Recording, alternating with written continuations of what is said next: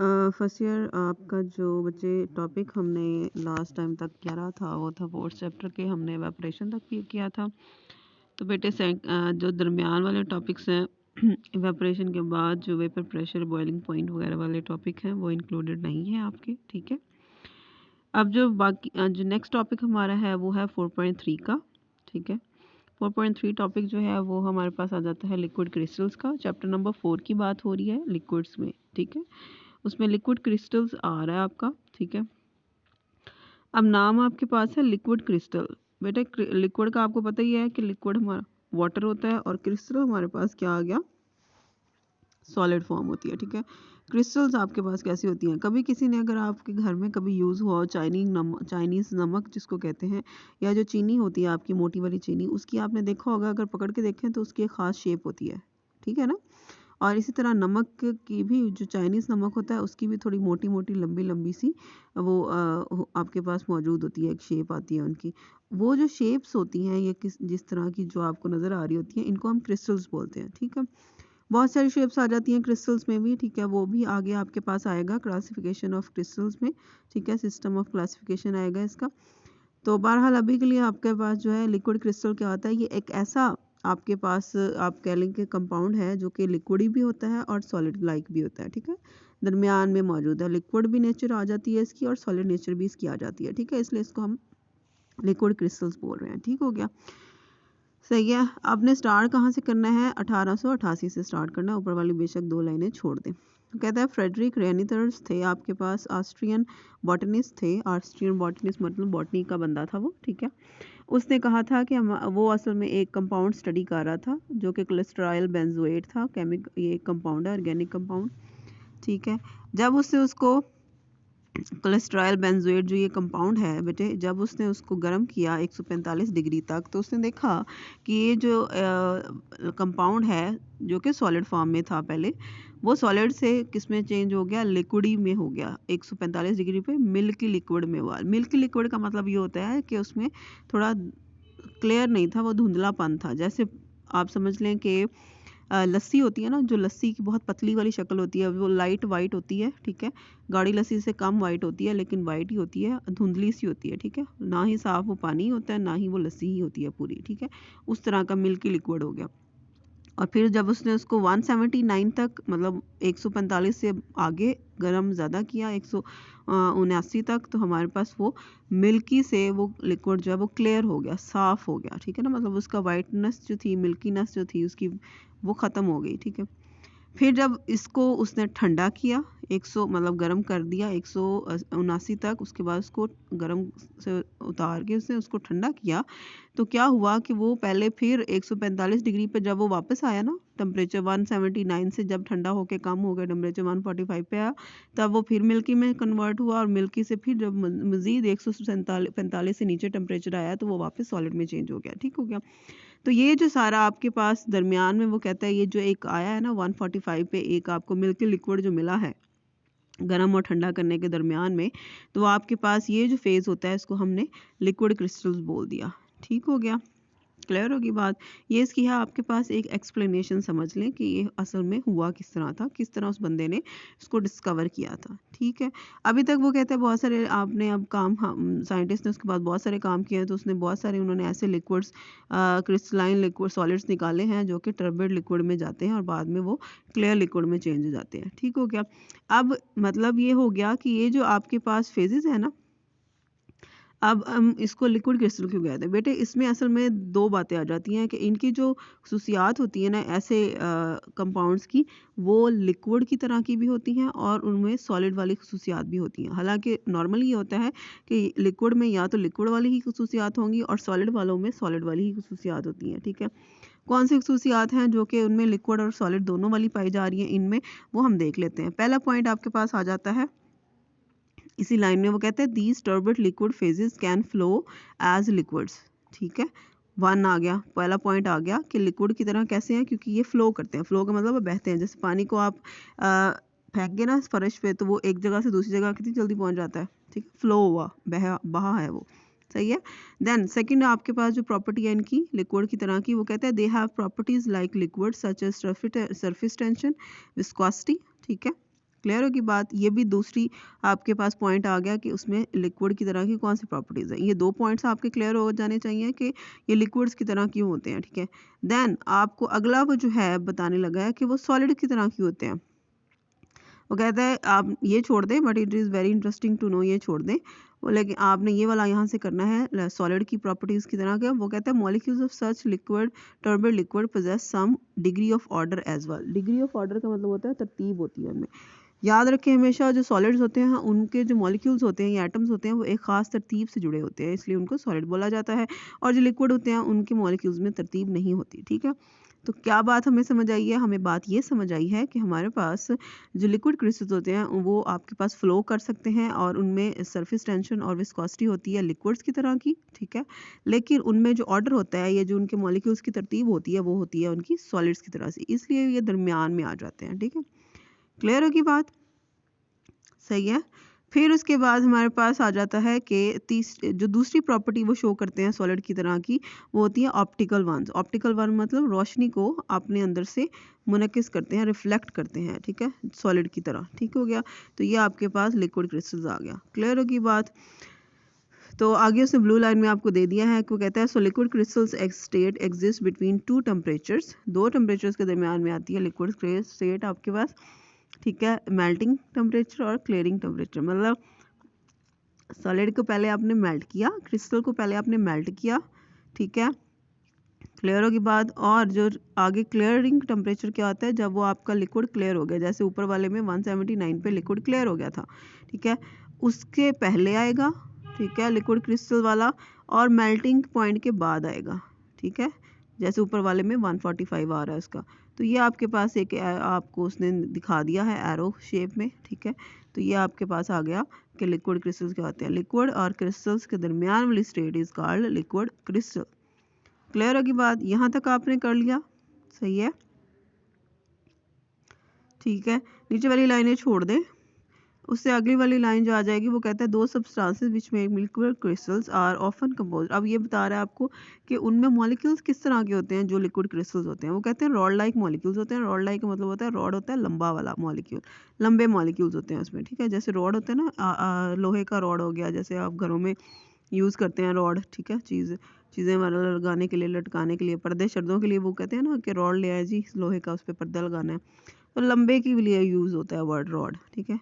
जबकि liquid phase में ये मॉलिक्यूल्स वो कहते हैं उनकी ओरिएंटेशन जो है वो रैंडम होती है, ठीक है। लेकिन जो नॉर्मल लिक्विड होते हैं, जो आम लिक्विड होता है, उसमें ओरिएंटेशन रैंडम मतलब मैंने पहले भी बताया कि उसमें मॉलिक्यूल्स जो हैं वो तरतीब से नहीं जुड़े होते, ऑर्डर नहीं होता। लेकिन लिक्विड क्रिस्टल में जो है उनमें एक ख़ास तरतीब होती है। क्लियर होगी बात, ठीक है। तो ये हमारे पास आ गया, ठीक है जी। तो अब आपके पास जी, अब देखिए लास्ट वाली जो लाइन है वो ज़्यादा बहुत इंपॉर्टेंट है, वो उसने सारा ही इकट्ठा उसको कर दिया है कि जी आप अगर एक लाइन में आपने डिफाइन करना हो कि लिक्विड क्रिस्टल्स को लिक्विड क्रिस्टल क्यों कहते हैं, तो आपने इसको ये वाली लाइन लिख देनी है कि क्यों उसे कहा जाता है लिक्विड क्रिस्टल। कहता है they have the fluidity of the liquids, क्योंकि उनमें जो बहने का अमल है वो लिक्विड जैसा है। And optical properties of crystals, लेकिन जो उनकी जो ऑप्टिकल प्रॉपर्टीज़ है, ऑप्टिकल प्रॉपर्टीज़ मतलब कि रोशनी को मुनक्किस या रिफ्लेक्ट करने की जो खसूसियात हैं वो क्रिस्टल्स की तरह की हैं, ठीक हो गया। तो ये आपके पास लाइन जो है वो आ जाएगी कि why liquid crystals are called so. Liquid crystals are called so का मतलब कि क्यों लिक्विड क्रिस्टल्स को लिक्विड क्रिस्टल बोला जाता है। They have the fluidity of liquids and optical properties of crystals. Clear? Then uses आ जाते हैं जी। यूजेस में आपने जो है कम से कम 4 यूजेस आपको आने चाहिए, ठीक है। और इस तरह ये जो है आप उसको आराम से कर सकते हैं। अब पहली जो आपके पास यूज़ आ जाएगा उसमें आप लिख सकते हैं, ठीक है। पहला जो यूज़ आ जाता है वो आ जाता है आपके पास डिफ्रैक्शन ऑफ लाइट। डिफ्रैक्ट लिखा है वर्ड, उसके आगे आप TION लिख दें उसको, मतलब कंप्लीट, तो डिफ्रैक्शन आ जाएगा ऑफ लाइट। लिक्विड क्रिस्टल्स जो होते हैं वो लाइट को डिफ्रैक्ट करते हैं, ठीक है। मतलब अगर एक लाइट आपके पास वाइट कलर की आ रही है ना, तो जब आप उसको उसके लिक्विड क्रिस्टल में से गुजारेंगे तो वो लाइट जो है अपने 7 रंगों में चेंज हो जाएगी। याद रखें वाइट लाइट में 7 रंग होते हैं, ठीक हो गया। तो डिफ्रैक्शन हो गई, ठीक है जी, ये समझ आ गई बात की, ठीक है। आपने यहाँ पहली 2 लाइनें कर लेनी है, ठीक है। और और फिर उसके बाद वो कहता है जैसे कि टेम्परेचर चेंज होता है तो जो आपके पास लाइंस जो होते हैं उसमें डिफरेंस कम हो जाता है और आपके पास कलर जो है वो चेंज होता रहता है, ठीक है। तो 10 liquid crystal can be use as temperature sensors का टेम्परेचर सेंसर मतलब कि अगर ऐसा कोई आला है जिसमें आपने पता करना है कि टेम्परेचर बढ़ रहा है या कम हो रहा है, तो वो कैसे पता करते हैं, जो रंग होते हैं ना लफ्ज़ों के वो चेंज हो जाते हैं नंबर्स के, ठीक है। तो वो जब चेंज होते हैं हमें पता लग जाता है, अगर ज़्यादा रेड कलर आ रहा है तो मीन्स कि हाई टेम्परेचर हो गया है, अगर लाइट ग्रीन कलर आ रहा है तो मीन्स लो टेम्परेचर है, ठीक है। तो ये लिक्विड क्रिस्टल जो है किसके लिए तौर पे भी यूज़ हो गया, टेम्परेचर सेंसर के तौर। तो आपने डिफ्रैक्शनल लाइट वाला अगर नहीं भी करना ना इसका हेडलाइन, तो आप इसको टेम्परेचर सेंसर के हेडलाइन में भी यूज़ कर सकते हैं, सही है। दैन बेटे आपके पास आ जाता है कि उसको पोटेंशियल फेलियर जो अगर हो जाए आपका, पोटेंशियल फेलियर का मतलब ये होता है कि अगर आपका जैसे मीटर है ना, ये घरों में आपके आजकल वो लगे हुए होंगे जिस पे आता है कि 220 वोल्ट है बिजली, 140 वोल्ट है बिजली, ठीक है। इसका भी वो पता कर लेते हैं, ठीक है। इसका भी आपके पास कलर चेंज होंगे, ठीक है। तो नंबर्स चेंज हो जाते रहते हैं, जैसे जैसे टेम्परेचर चेंज होता है वैसे वैसे नंबर। अगर हाई वोल्टेज आ रहा हो तो टेम्परेचर हाई होता है, तो आपके पास वो नंबर्स जैसे ही चेंज होंगे ना कलर उसका, तो आपको पता लग जाएगा हाई वोल्टेज आ रहा है, ठीक है। क्लियर होगी बात। देन आपके पास थर्ड पॉइंट जो आ जाता है कि आप ट्यूमर का भी पता लग जाता है इससे। इन्फेक्शन ट्यूमर वगैरह जो होता है ना आर्टरीज और वेन्स में, आर्टरीज वेन्स क्या होती हैं, जो खून ले जाने वाले लाने वाली नालियाँ होती हैं जिस्म में, ठीक है। अब कैसे पता चलता है, वो कहता है पता ऐसे चलता है कि हमारे पास जो आपके पास जिस खुदा न खास्ता जहाँ पे ट्यूमर है ना, या जो वो जो छोटी सी गुठली होती है आपके पास बनी हुई, ठीक है ना, वो जो ट्यूमर होता है उसकी साइडों पे जो सेल्स होते हैं वो कहते हैं थोड़ा गर्म होते हैं, ज़्यादा हाई टेम्परेचर होता है थोड़ा उनका, ठीक है। तो होता ये है कि डॉक्टर जो है एक लेयर लगाते हैं लिक्विड क्रिस्टल की, ठीक है। लिक्विड क्रिस्टल की लेयर लगाते हैं तो हमारे पास जो एरिया है वो थोड़ा ब्लू कलर का हो जाता है, वो जहाँ पे खुदा ना खास्ता ट्यूमर होता है वहाँ पे वो एरिया जो है वो ब्लू कलर का हो जाता है बॉडी का। तो डॉक्टर वहाँ से पता कर सकते हैं कि हाँ जी यहाँ पे जो है ट्यूमर हो सकता है, ठीक है, या इन्फेक्शन हो सकता है। ये ज़्यादातर ब्रेस्ट कैंसर में भी बहुत ज़्यादा यूज़ हो रहा है, ठीक है ना, आजकल भी। लिक्विड क्रिस्टल्स आपके पास इसके अलावा हमारे पास जैसे लैपटॉप की स्क्रीन्स में आ जाते हैं, कैलकुलेटर आपके पास मौजूद है, उनकी स्क्रीनों पे जो नंबर आ रहे होते हैं, घड़ियाँ वगैरह, इनमें भी लिक्विड क्रिस्टल्स ही यूज़ हो रहे हैं, यहाँ तक कर लें आप इसको। देन आपके पास एज अ सॉल्वेंट के तौर पर यूज़ हो रहा है लिक्विड क्रिस्टल। सॉल्वेंट मतलब बेटे मैंने आपको बताया था क्रोमेटोग्राफी में मोबाइल फेस का वर्ड, तो एज अ मोबाइल फेस मतलब यूज़ हो रहा है। ऑसिलोग्राफिक और टीवी डिस्प्ले जो है उसके लिए भी हम, टीवी डिस्प्ले मतलब ये जो आपकी एलसीडीज वगैरह हैं, कंप्यूटर स्क्रीन वगैरह हैं, इसमें भी लिक्विड क्रिस्टल्स का इस्तेमाल हो रहा है। अब आपके पास ये 6 हैं, 6 में से आप 4 कर लें, जो आपको इजी लगती हैं वो कर लें, लेकिन ठीक ठीक करनी है, गड़बड़ नहीं करनी, ठीक है, करेक्ट करनी है, सही है। नेक्स्ट आपके पास जो टॉपिक है हमारा दैट इज़ सॉलिड, ठीक है। सॉलिड आपके पास क्या होती है जी, आपको अभी बता देते हैं, अभी बताया भी है, अभी और बता देते हैं कि सॉलिड क्या होता है। आपके पास बर्फ़ मौजूद होगी घर में, आपके पास फर्नीचर मौजूद है घर में, आपके पास ग्लासेस मौजूद हैं, ईंटें मौजूद हैं, ठीक है।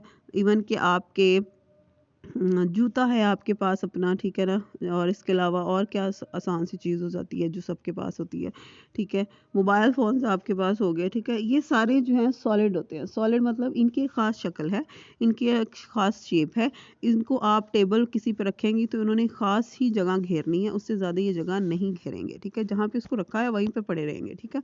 एक ख़ास शेप शक्ल हर चीज़ इनकी अपनी ख़ास है। क्लियर हो गया। तो ये सॉलिड होती हैं चीज़ें। सॉलिड्स वो कहते हैं आर दो सब्सटेंसेस विच आर रिजिड, सख्त होती हैं, हार्ड, ठीक है, रिजिड्स हार्ड, हैव डेफिनेट शेप, एक खास शक्ल होती है इनके, हैव डेफिनेट वॉल्यूम, एक खास जो जगह घेरते हैं, ठीक हो गया। और इनके जो मॉलिक्यूल्स होते हैं वो क्लोजली पैक्ड होते हैं, एक दूसरे के साथ जुड़े होते हैं, और स्ट्रॉन्ग कोहेसिव फोर्सेस होती हैं, बहुत ज़्यादा स्ट्रॉन्ग इनके अंदर में अट्रैक्शन फोर्सेस होती हैं, ठीक हो गया। तो यहाँ तक आपका ये सॉलिड का इंट्रोडक्शन हो गया।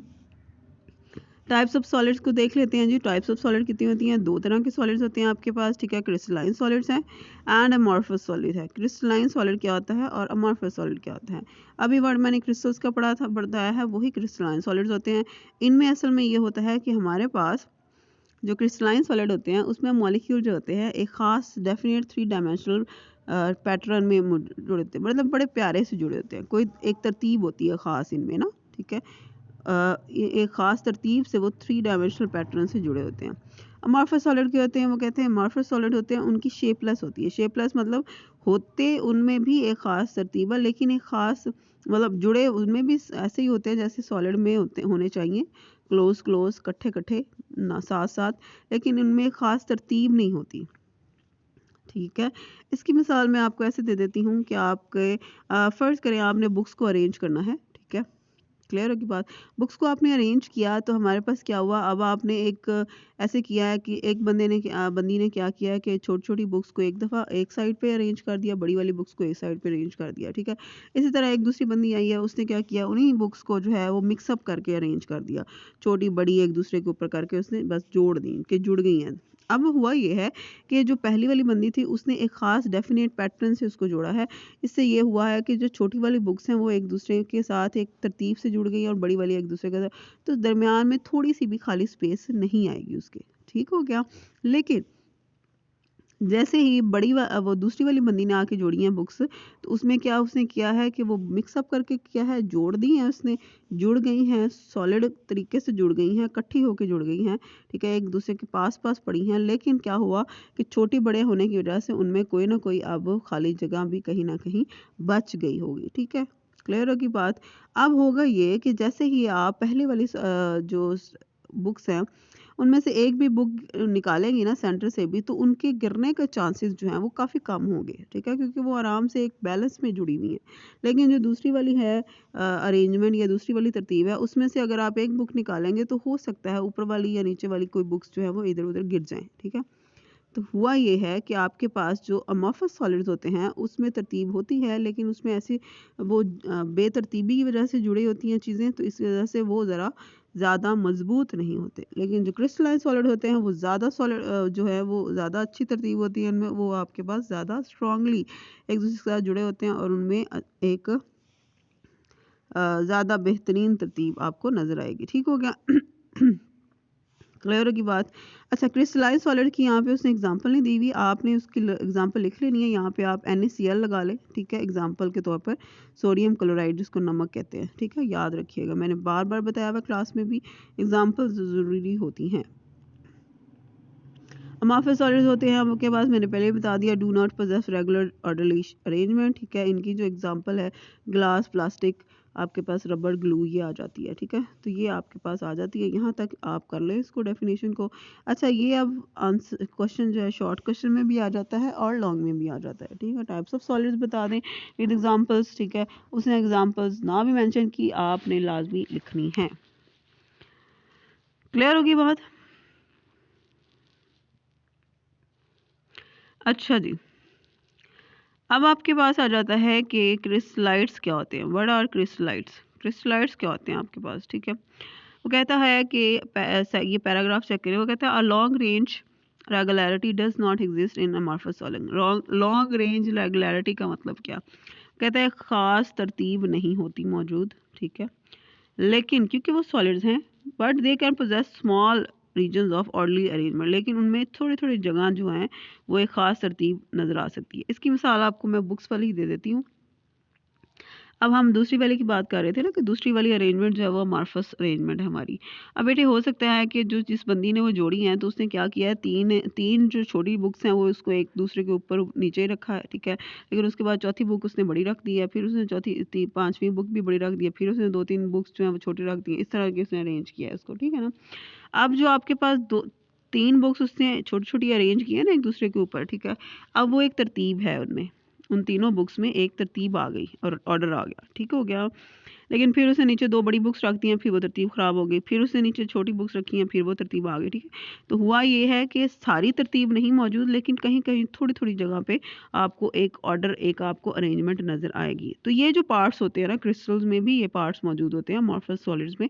तो ये जो छोटे-छोटे पार्ट्स होते हैं ना अमॉर्फस सॉलिड को, इनको हम, क्योंकि ये तरतीब हमारी क्रिस्टल्स जैसी आ रही है, क्रिस्टल की शेप की तरह की आ रही है, जैसे क्रिस्टल्स में आप क्रिस्टलाइन सॉलिड में आपके पास होती है अरेंजमेंट, तो इसलिए हम इसको क्रिस्टलाइट्स बोलते हैं। क्रिस्टल नहीं बोलेंगे, इनको हम क्या बोलेंगे, क्रिस्टलाइट, छोटी वाली तरतीब वाली जो पार्ट है, ठीक है, थोड़ी तरतीब है उसमें।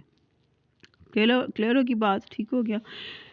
अच्छा जी, तो अच्छा आगे एक आपको आंसर आ रहा है, क्वेश्चन आ रहा है, सॉरी, वो कहता है कि why particles of glass soften over a temperature range. यहाँ से आपको नीचे ही लाइन में नज़र आ रहा होगा, क्या मतलब है इसका। कहते हैं ग्लास जो है वो अक्सर जो है उसका एक ख़ास टेम्परेचर आपको क्यों नहीं नज़र आता। आप अपना ग्लास जो है वो जो शीशा कहते हैं उसको, अगर उसको मेल्ट किया जाए हमारे पास, तो उसकी जो टेम्परेचर है या जो आप कहते हैं उसको मेल्टिंग टेम्परेचर है वो अक्सर चेंज होता है। ठीक है, एक साइड से उसको टेम्परेचर को मेल्ट कर रहे हो तो हो सकता है उसकी उस साइड से उसका ज़्यादा टेम्परेचर आ रहा हो, ज़्यादा टेम्परेचर रिक्वायर्ड है उसको मेल्ट करने के लिए। उसी ग्लास को उसकी दूसरी साइड से मेल्ट करें तो हो सकता है उसको वहाँ से मेल्ट होने के लिए कम टेम्परेचर रिक्वायर्ड हो। ठीक है, तो हम कहते हैं इसको कि amorphous solid don't have sharp melting point. Sharp melting point के एक टेम्परेचर नहीं होता, एक टेम्परेचर पे वो मेल्ट नहीं होते। वजह क्या है? ठीक है, वजह यही क्रिस्टलाइट्स हैं कि अगर आपके पास आप जिस साइड से ग्लास को गर्म कर रहे हैं अगर वहाँ पे क्रिस्टलाइट मौजूद है, मतलब वहाँ पे अरेंजमेंट ऑर्डर मौजूद है, तो उसको मेल्ट करने के लिए आपको ज़्यादा टेम्परेचर चाहिए होगा। लेकिन अगर आपके पास दूसरी साइड से आप उसी ग्लास को गर्म कर रहे हैं लेकिन वहाँ पे क्रिस्टलाइट्स मौजूद नहीं है, रैंडम अरेंजमेंट है मॉलिक्यूल्स की, तो वहाँ पे टेम्परेचर कम रिक्वायर्ड होगा। क्लियर होगी बात? ठीक है, तो आप यही लिख सकते हैं कि आपके पास क्रिस्टलाइट्स की वजह से जो है आपका जो ग्लास होता है उसका एक शार्प मेल्टिंग पॉइंट नहीं होता, therefore it can be moulded and blown into various shape. इसलिए इसको आप किसी भी शक्ल में ग्लास को फोल्ड कर सकते हैं, अब नई से नई चीज़ें बना सकते हैं। क्लियर होगी बात? ठीक है क्या?